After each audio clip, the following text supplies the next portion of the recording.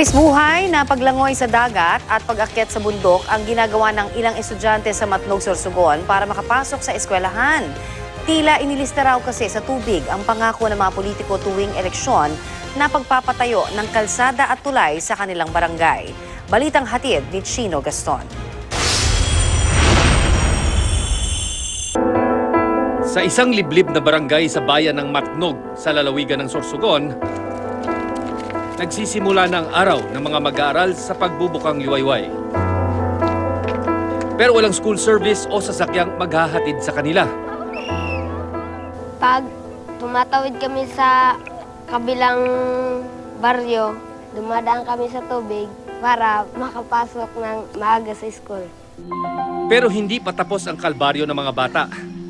Dahil pag-ahon sa dagat, umaakyat pa sila sa matarik na bundok para lang makapasok. Maraming pagkakaiba dito kaysa doon sa lungsod. Minsan, nainggit rin ako sa kanya. Yun, naisip ko, sabi, buti pa nga kayo, di nyo nararanasan yung ganito. Ang ibang estudyante naman, buwis buhay ang pag-akyat sa mga bato. Karamihan sa mga pamilya sa lugar, walang sariling bangka. Mayroon din na bagsakan dito ng bato. Yung anak ko, si Bonifacio, minsan, nagreklamo na nga yun. Dumugo lang yung ulo niya. Dahil sa mala araw-araw na penitensyang sinusuong ng mga bata, marami sa kanila pinipili na lang huminto sa eskwela.